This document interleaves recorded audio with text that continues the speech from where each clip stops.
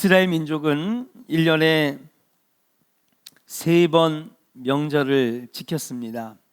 오늘 본문의 말씀에 나와 있는 것처럼 무교절, 초실절, 초막절을 지켰는데요.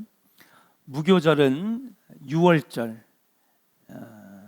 양의 피를 문설주에 바름으로 이스라엘 백성들이 죽음에서 건짐을 받은 날을 기념하는, 또 초실절은 오순절로 첫 열매를 드리며 감사하는 절기, 또 초막절, 수장절은 바로 40년의 광야 생활 가운데 초막을 지으면서 하나님의 인도 가운데 가나안 땅에 들어간 그 은혜를 생각하는 절기가 바로 초막절이고 수장절이라고 말씀드릴 수 있습니다. 하나님께서 본문에 명령하시기를 모든 남자들은 의무적으로 예루살렘에 모여 이 세 개의 절기를 지키게 하셨는데, 왜 하나님께서는 이 명절에 예루살렘에 반드시 모이라고 하셨고 하나님의 말씀 따라 제사를 드려야 하며, 또 왜 하나님은 예물을 드리라고 하셨을까? 아마도 그것은 그 절기에 담겨져 있는 우리가 잊지 말아야 할 영적 교훈, 기억해야 할 하나님의 은혜가 들어있기 때문인 줄로 믿습니다. 오늘 새벽에도 여러분 광야 40년을 마치고 요단강을 건너 가나안 땅에 들어갈 때에 하나님께서는 그냥 들어가게 하지 아니하시고 요단강을 지날 때에 각 지파의 12명 대표를 한 명씩 뽑아가지고 요단강 중앙에 있는 그 강 밑에 큰 돌을 어깨에 메고 가지고 나와서 처음 가나안 땅에 들어가 터를 잡은 곳에 이 12개의 돌을 세우게 하셨어요. 그러면서 하나님께서 이것이 너희들에게 표징이 되게 하리라 하셨거든요. 그 얘기는 뭡니까? 항상 이 돌을 볼 때마다, 여기를 지나가는 후손들이 볼 때마다 하나님이 인도하셨구나, 가나안을 들어오게 하신 분은 하나님이시구나, 요단강과 홍해를 건너게 하시고 만나와 메추리로 굶지 않게 하시고 가나안을 정복하게 하신 하나님이 분이 바로 하나님이라고 하는 것을 기억하게 하시려고 12개의 돌을 세우셨거든요. 이 이스라엘의 3대 명절도 마찬가지입니다. 하나님의 은혜를 기억하라고, 그리고 그때마다 주신 그 하나님의 복을 잊지 말라고 이 명절을 지키게 하셨다라고 하는 사실이에요. 우리는 지금 민족 고유의 명절 추석 연휴를 보내고 있습니다.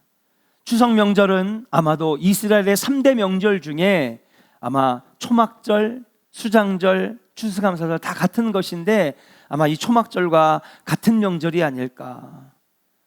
모든 것들을 다 추수하고 곳간 안에 넣어놓은 다음에 하나님께 감사의 제사를 드렸던 그 수장절, 초막절, 그것이 바로 우리가 지금 보내는 추석 명절과 같은 것이 아닐까.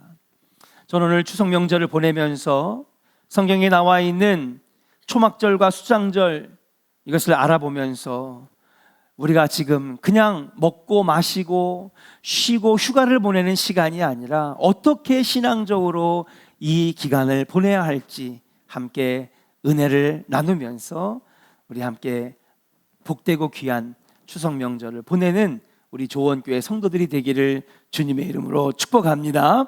그러면 어떻게 이 명절을 보내야 될까? 첫 번째는요, 따라합시다. 감사의 명절이 되어야 합니다. 우리 본문 16절과 17절을 같이 한번 읽어보겠습니다. 함께 읽겠습니다. 시작. 너희 가운데 모든 남자는 1년에 3번 곧 무교절과 칠칠절과 초막절에 내 하나님 여호와께서 택하신 곳에서 여호와를 배웁되 빈손으로 여호와를 배웁지 말고 각 사람이 내 하나님 여호와께서 주신 복을 따라 그 힘대로 드릴지니라.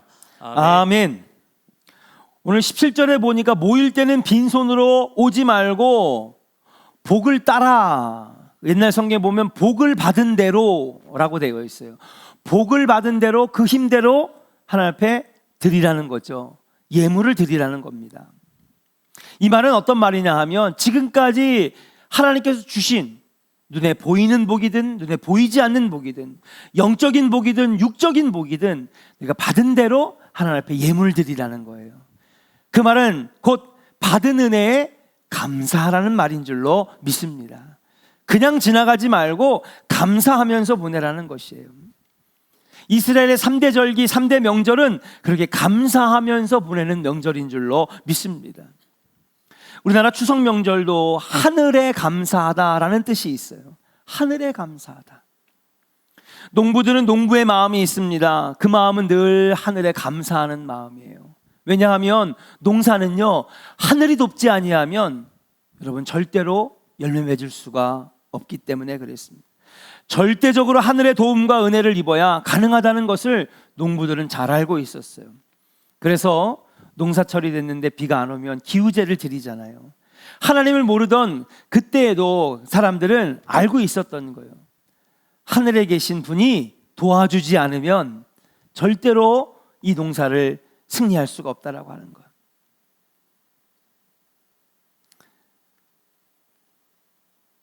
우리 이스라엘 백성들도 마찬가지였습니다. 유목민에서 이제 가나안 땅 들어가면서 농경 문화를 여러분 열게 되었는데 그때마다 하나님께서 도와주시지 않으면 안 된다. 하나님 앞에 예배하고 또 예물 드리고 감사의 제사를 드리면서 하나님 도와주세요 할 때에 여러분 하나님께서 그 땅을 복되게 하셨다라고 하는 사실이. 농학 박사들이 한국과 북한의 땅을 비교 연구했는데 남한과 북한의 토질이 거의 똑같다고 합니다. 그렇잖아요. 여러분 남한과 북한은 붙어 있고 우리가 태풍을 만약에 맞으면 북한도 태풍이 지나가고요. 그렇죠? 우리가 가뭄이면 북한도 가뭄을 경험합니다. 그러니까 여러분 같은 땅이라고 보면 되는 것이죠.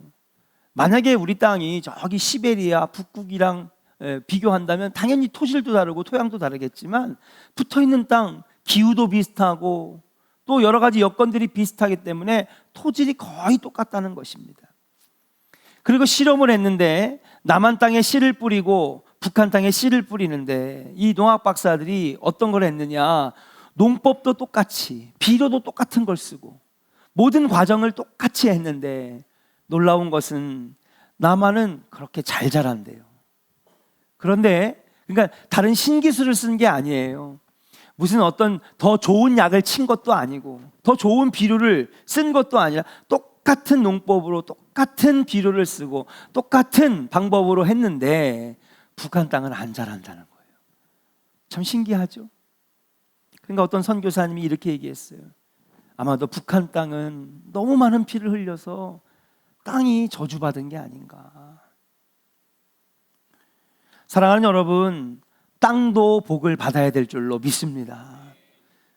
여러분들이 서 있는 여러분의 집터, 여러분이 일하는 곳, 결국 우리도 다 땅을 밟고 있는 거거든요. 근데 그 땅이 복 있는 땅이 돼야 되는 거예요. 여러분이 사는 땅과 집과 여러분이 밟고 서 있는 여러분들의 삶의 터전이 복 있는 터전 되기를 주의 이름으로 간절히 축원합니다. 이 근거가 어디에 있느냐? 시편 65편 9절을 말씀해 보니까 하나님께서 이렇게 말씀하셨어요. 같이 한번 우리 고백해 볼까요? 같이 읽겠습니다.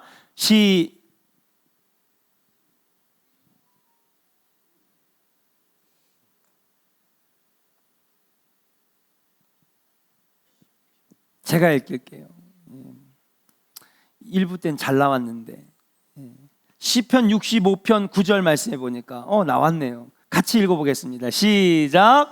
땅을 돌보사 물을 대어 심히 윤택하게 하시며 하나님의 강에 물이 가득하게 하시고 이같이 땅을 예비하신 후에 그들에게 곡식을 주시나이다. 아멘. 아멘. 말씀해 보니까 땅을 돌보사, 누가 돌보신다는 거예요? 하나님이 돌보신다는 거예요. 그 다음에 누가 물을 대신다는 거예요? 하나님 물을 대시는 거예요. 여러분, 농사에서 절대적인 것은 물입니다. 아니, 우리가 농사를 안 짓더라도 여러분 절대적으로 필요한 것이 뭐예요? 물이거든요.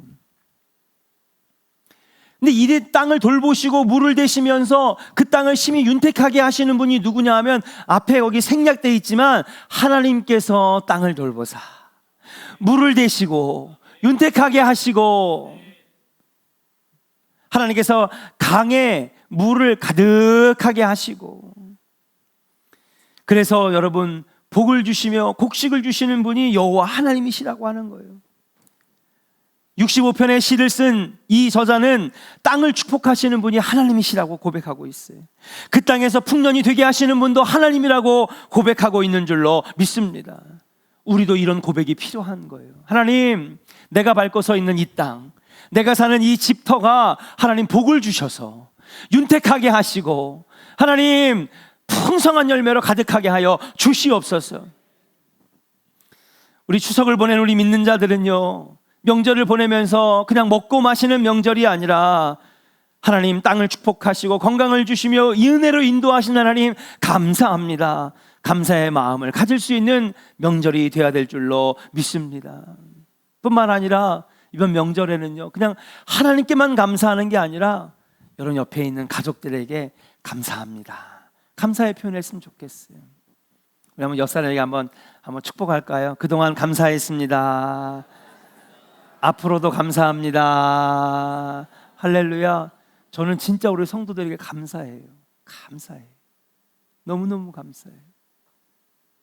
얼마나 감사한지 모르겠어요. 네.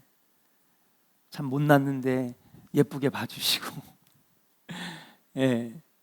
부족한 거 많은데 우리 성도님들이 참 아멘 아멘 해주시고 너무너무 감사해요. 이게 목회할 수 있다고 하는 것 감사하고 성도님들과 함께 말씀을 함께 나누고 기도할 수 있다는 게 감사하고, 여러분 추석 명절은요 하나님께도 감사하지만 내 옆에 있는 사람들에게도 감사할 수 있어야 돼요. 얼마나 감사합니까? 네. 인간은 절대로 혼자 살 수가 없어요. 홀로 설 수 없는 존재입니다. 누군가의 도움이 필요하고, 우리 어린 자녀들은 부모의 도움이 필요하고, 연로하신 노약자들은 젊은 사람들의 부축이 필요하고, 교회는 서로 그렇게 같이 도와주고 세워줄 때에 여러분 가정이 서고 교회가 설 수 있는 것 아니겠습니까? 에베소서 5장 19절에도 너희는 감사하는 자가 되라 라고 말씀하셨어요. 여러분 감사의 마음을 갖고, 그동안에 한국 사람들은 표현을 잘 못하잖아요. 근데 얼마나 좋습니까? 이렇게 모였을 때에 감사하다는 표현을 하는 이 명절 된다면 가슴 따뜻해지는 그런 아름다운 명절이 되지 않을까. 아직 연휴가 3일 남았습니다. 가족들과 보내면서 또 친구들과 이웃들과 보내면서 감사의 마음 표현하시고 하나님께 마음껏 감사할 수 있는 은혜의 명절이 되기를 주의 이름으로 간절히 축원합니다. 두 번째로 어떤 명절을 보내야 될까요?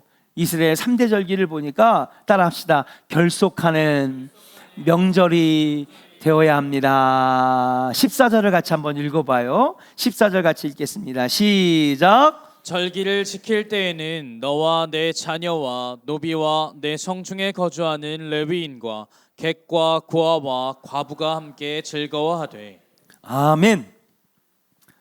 여러분, 그러니까 이스라엘의 3대 절기, 초막절만이 아니라 6월절, 77절, 초막절 모든 절기 때는 그냥 보내는 게 아니라 자녀, 부모님, 또 남종과 여종, 레위인과 레위인 목회자들이죠. 객과 고아와 과부 다 함께 즐거워하라는 거예요. 이게 무슨 말이냐면 명절에는 여러분 결속을 다지라고 하는 거예요. 이웃과도 결속을 맺고 가족과도 다시 한번 결속을 갖게 하고 또 민족의 결속도 다지라고 하는 하나님의 명령의 말씀인 줄로 믿습니다. 사랑하는 여러분, 하나님의 관심사가 어디에 있느냐? 물론 하나님의 최대 관심사는 여러분들이 믿음으로 구원받아 천국 가는 거예요. 아멘입니까? 예, 하나님의 관심사는 여러분들이 결국엔 하나님 나라 들어가는 거예요. 맞아요. 이게 하나님의 최대 관심이에요. 여러분들이 저기에 있는 하늘에 있는 하나님 나라에 들어가는 것이 하나님의 최대 관심입니다. 그런데 그 다음으로 중요한 관심사가 있어요.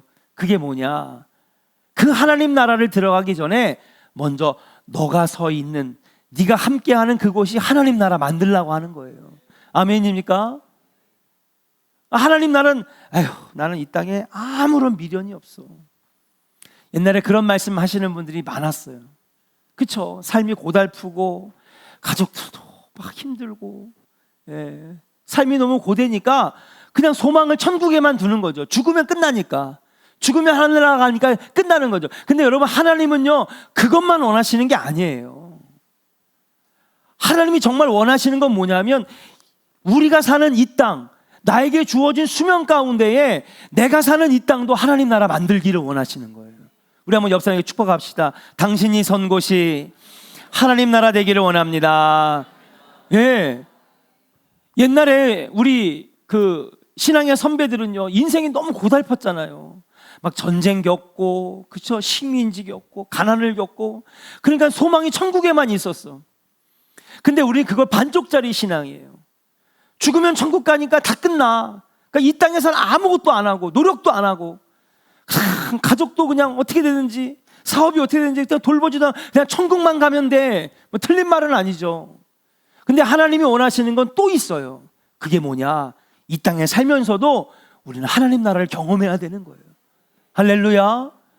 여러분의 가정이 하나님 나라 되기를 원하고요. 예, 여러분의 사업터가 하나님 나라 되기를 원하고요. 이 조원교회가 하나님 나라 되어야 될 줄로 믿습니다. 하나님 원하시는 정말 강력한 뜻인데 우리는 이걸 잘 모르고 살았어. 그냥 천국만 가면 되는 거였어. 천국만 되면. 그 증거가 어디 있느냐? 지난주 수요일 날 여러분 어성경에서 여러분 말씀드렸어요. 하나님께서 모든 만물을 창조하신 다음에 아담을 창조하셨어요. 그러나 아담에게 특별한 걸 시키십니다. 뭐 합니까? 여러분, 모든 짐승들에게 이름을 붙일 수 있는 권한을 주세요. 이름을 붙여나가기 시작합니다. 그렇죠? 저기 미스터 코끼리, 미세스 코끼리, 미스터 사자, 이름을 붙이는 거예요. 넌 사자가 되라, 넌 코끼리가 되라, 이름을 다 붙여주는 거예요. 근데 보니까 한 가지 이상한 걸 발견했어. 뭐예요? 모든 동물들은 짝이 있어. 근데 자기를 보니까 짝이 없네. 하나님께서 야, 혼자 독처하는 것이 보기 좋지 아니하니 너에게 알맞은 짝을 내가 지어주겠다. 성경에는 돕는 배필이다 그랬어요. 그러니까 여자는 무조건 도와줘야 되냐? 아니에요. 배필이란 말은 필적할 상대란 뜻이에요. 그래서 서로 싸우지 말고, 그죠? 그래가지고 알맞은 짝을 지어주시는데 어떻게 지어주시느냐? 여러분, 다른 거로 만들 수도 있잖아요. 이 아담은 흙으로 지었으니까 여러분, 이 아내는 물로 짓거나 잎사귀를 떼다 만들거나, 아니면은 여자니까 여자도 꽃 좋아하잖아요. 꽃 따다가 꽃을 이렇게 얼마나 예뻐. 근데 하나님은 어떻게 만드셨냐? 아담이 자고 있을 때 뭐를 뗐어요? 갈비뼈를 취해가지고 뼈를 빼가지고 살을 붙이고 생기를 코에 집어넣으니까 여러분, 이 알맞은 짝이 만들어졌어요.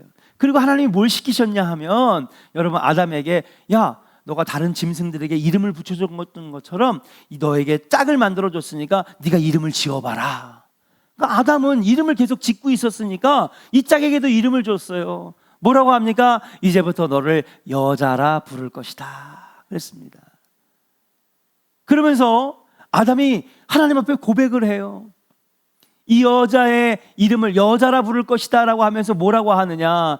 너는 내 뼈 중에 뼈요, 살 중에 살이로다. 그러니 너는 나고 나는 너다 그런 거예요. 이 고백에 하나님이 감동을 하신 거야. 왜냐하면요, 하나님도 아담을 창조하실 때 그런 마음으로 했거든요. 아담을, 왜? 아담을 창조할 때에 하나님의 것들을 그대로 줬잖아요. 마치 아담이 하와에게 자기의 모든 것들을 줘서 만들어진 것처럼 하나님도 아담을 창조하실 때 나의 모양대로, 나의 형상대로 나의 성품과 인격을 넣어주면서 아담아, 이제부터 너는 나다. 너는 나처럼 살아야 된다. 나의 인격을 가지고 나의 성품을 가지고 살아라. 근데 아담이 하와를 창조한 다음에 이름을 붙여주고 할 때에 똑같은 고백을 하는 거예요. 하나님 마음을 벌써 알고 있는 거예요. 하나님 너무 감동하니까 그에게 축복해 주는 겁니다. 이제부터 너는 생육하고 번성하고 이 땅에서 복을 누려라. 너가 이 땅의 왕이 돼서 네가 이 모든 것들을 다 다스리고 통치해라. 하나님 복을 주셨는 줄로 믿습니다. 그러면서 너가 사는 이곳이 에덴 동산 같은 천국같이 살아라. 행복하게 살아라. 여러분, 이게 창조의 하나님의 섭리예요. 하나님 원하시는 건 뭐냐? 너희들이 행복하게 이 땅에서 작은 천국을 이루고 살라고 하시는 하나님의 마음을 아담은 알았다라고 하는 것인 줄로 믿습니다. 사랑하는 조은의 성도 여러분, 여러분들의 가정이 작은 천국 되기를 주의 이름으로 간절히 축원합니다. 여러분들의 가정이 하나님 나라 되기를 주의 이름으로 간절히 축원합니다. 하나님 원하시는 거예요. 그러면 이번 추석 명절에 우리가 뭐 해야 되느냐? 여러분, 사실 현대 생활이 바쁘잖아요. 이번에 보니까 제가 어제 뉴스에서 봤어요. 제 얘기가 아니에요. 뉴스예요. 그러더니 이번에 MZ 세대들은 거의 할머니 할아버지 고향 땅에 안 내려갔다고 그렇게 보도를 하는 거예요. 뭐 얼마나 그게 통계가 정확한지는 모르겠지만 많은 젊은 세대들이, 그러니까 엄마 아빠는 다녀와, 고향 갔다 와, 그러나 나는 그냥 혼자 보낼게. 그 스타벅스 같은 데나 커피숍 가보면은 혼자서 노트북 켜놓고 그냥 혼자서 그냥 뭐 재미있게 그냥 뭐 보고 커피 마시고 친구들 만나고. 그리고 그 다음 나온 보도가 뭐냐 하면 엄마 아버지 때까지는 그 조상들에게 제사하는 제사를 드리지만 내가 이제 집에 호주가 되고 가장이 되는 이제 3, 40대, 4, 50대가 되면은 제사 안 드리겠다고. 제사를 드리느냐 안 드리느냐가 중요한 것이 아니라 그게 뭡니까? 가족에 대한 결속이 지금과 같이 약해진 때가 없다는 거예요. 문제는 가정이 약해지고 가정의 결속이 무너지면 우리의 삶도 행복할 수가 없다라고 하는 것인 줄로 믿습니다. 오늘 많은 사람들이 꿈이 뭡니까? 그러면 물어보면 다 행복하게 살기를 원해요. 행복이 꿈입니다. 행복하게 살아야죠. 그러나 사랑하는 여러분, 가정이 건강해지지 아니하고 가정이 굳게 서지 아니하면 행복도 찾아올 수가 없는 것입니다. 가정의 건강과 행복이 이루어지지 않고서는 개인의 행복도 없고요, 사회의 행복도 이루어질 수가 없는 거예요. 무엇보다도 가정이 건강하고 신성하고 경건해야 될 줄로 믿습니다. 그래야 나라와 민족도 건강해지고요, 이 사회도 밝아지는데 극도의 개인주의, 다른 것들은 신경 전혀 안 쓰는 나 혼자만 살아가는 그런 외로운 사회가 되다 보니까 사회가 병들어가고 사회가 무너져 가고 있다라고 하는 사실. 하나님께서 우리에게 지금 분명하게 말씀하고 계시는, 가정이 흔들리면 세상도 흔들린다. 왜 하나님이 여러분 모든 만물을 창조한 다음에 제일 먼저 여러분 세운 게 가정이겠습니까? 결국 가정이 천국되고 행복해질 때에 이 세상도 행복해진다라고 하는 것을 우리에게 알려주신 말씀 아니겠습니까? 가정이 갈등하고 불화해 보십시오. 정신이 혼란하고 일할 수가 없습니다. 의욕이 저하되고 기쁨과 행복이 사라져 갑니다. 무엇보다도 감사함이 사라지는 겁니다. 그리고 우리 믿는 사람들에게는요, 신앙생활에도 악영향을 끼쳐요. 가정은 사람의 몸으로 말하자면 심장과 같은 곳입니다. 이 심장이 건강하면 결국 사람의 건강은 다 피인데, 그렇죠? 피에 생명이 있는 거예요. 저도 잘 몰랐지만은 피가 참 중요하더라고요. 건강한 피를 쫙쫙 뿜어낼 때에 여러분 그 건강한 피가 다 온몸을 돌아야 우리가 건강한데, 여러분 심장이 약하고 피가 약해지면 여기저기에 몸에 병이 들기 시작하더라고요. 마찬가지입니다. 심장과 같은 이 가정이 건강하면 살다가도 문제가 생기더라도 어려운 위기를 만나더라도 우리는 금방 극복해낼 수 있는 줄로 믿습니다.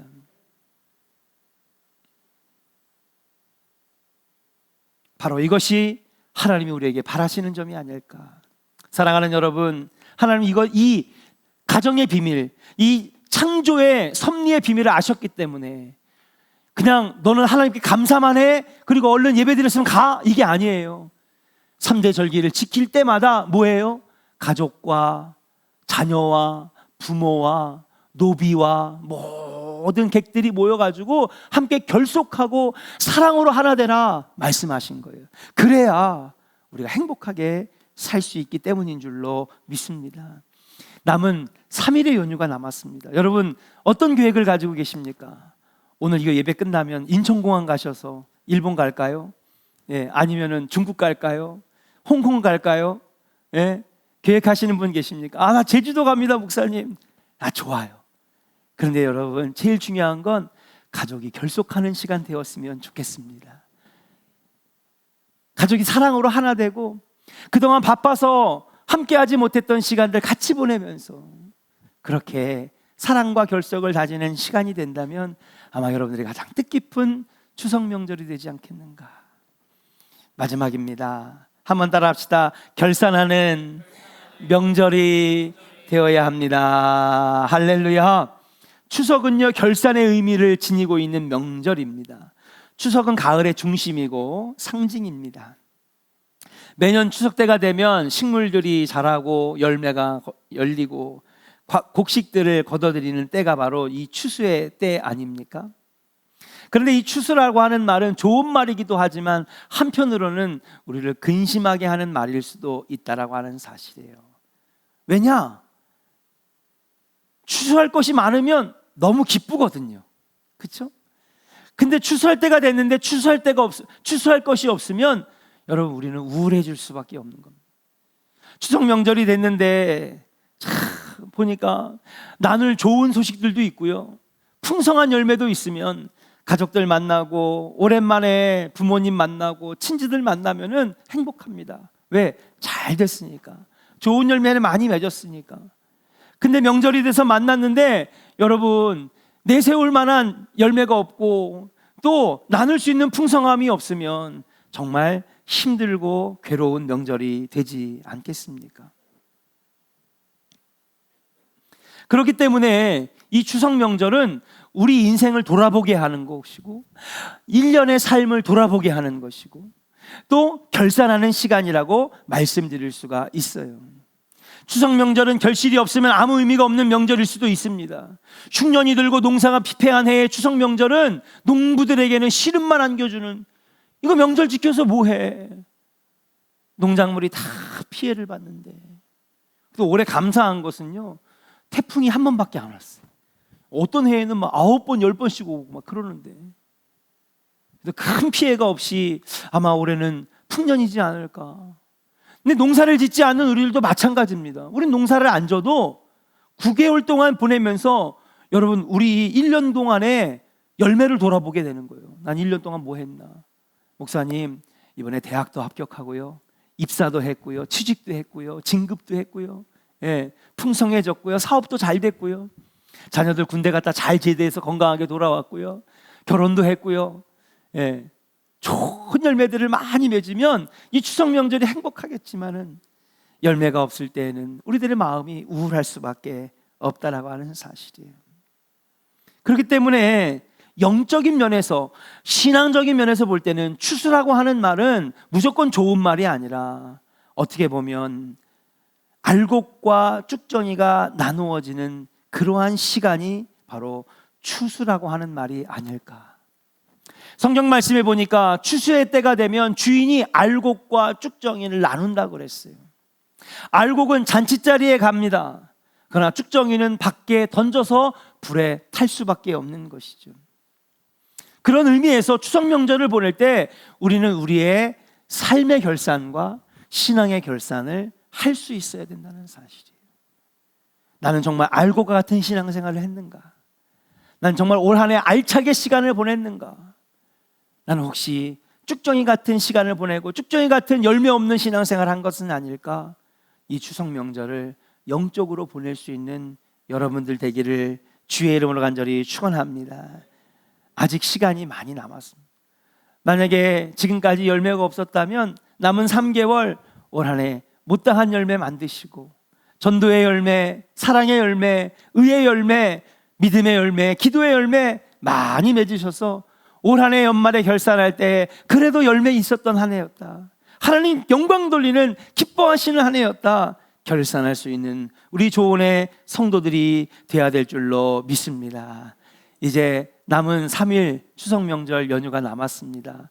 뜻깊게 보내시고 하나님께 감사를 잃어버렸던 여러분 다시 하나님께 감사할 수 있는 시간들, 가족들과 함께 결속하고 사랑으로 하나 되어 가정이 세워질 수 있는 시간들, 그리고 신앙의 결산, 1년의 결산을 믿음으로 잘해서 하나님 앞에 다시 한번 믿음으로 설 수 있는 그런 시간을 삼는다면 이번 추석 명절 6일이 헛되게 보내는 시간이 아니라 의미 있는 시간이 되지 않겠는가.